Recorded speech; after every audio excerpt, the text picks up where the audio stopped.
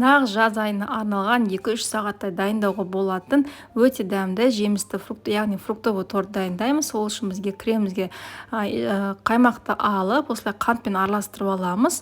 Және де үстіне, егер қаймағыңыз қою болса, осылай үстіне азақ қана сүт құйып жібереміз. Осы кезде жемістерімді дайындап аламыз. Менде 2 түрлі жеміс, яғни клубника мен банан, және де кез келген бисквит алсаңыздар болады. Менде бұл жерде жай ғана бисквит. Енді осы кезде желатин үстіне азғантай ғана су құйып, осылай қойып қоямыз. Ісіну қажет бізде желатиніміз.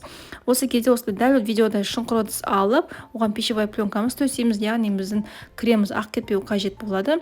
Енді дайын болған желатинімізді азғантай 5 секундқа ғана духовкаға ертіп жібереміз, яғни жылт қатты ысытпаймыз, және қаймақпен бірге осылай араластырып жібереміз. Енді тортымызды жинаймыз. Ыдысымызға осылай бірінші жемісімізді, бисквитімізді, одан кейін кремімізді кестесіп құйып жинаймыз. Бұл жерге сіздер басқа да сондай жемістер қолдансаңыздар болады, киви мысалы. Енді кестесіп осылай тортымызды толықтай жинап шығамыз.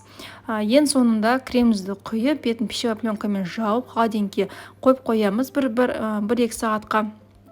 Қатқаннан кейін холодильниктен аламыз, және осылай дәл видеодағыдай осылай бетін ашып, кейін астына ыдысымызды қойып төңкеріп аламыз. Жайлында осылай пищевой пленканы шешіп аламыз. Жасалу жолы өте оңай, дәл видеода жасасаңыздар ешқандай да қиын емес, өте дәмді болып шығады. Барлық отбасыңызға ұнайтынына сенімдімін. Міндетті түрде осы рецептті жасап көріңіз, және де достар, арнама тіркелуді ұмытпаңыздар.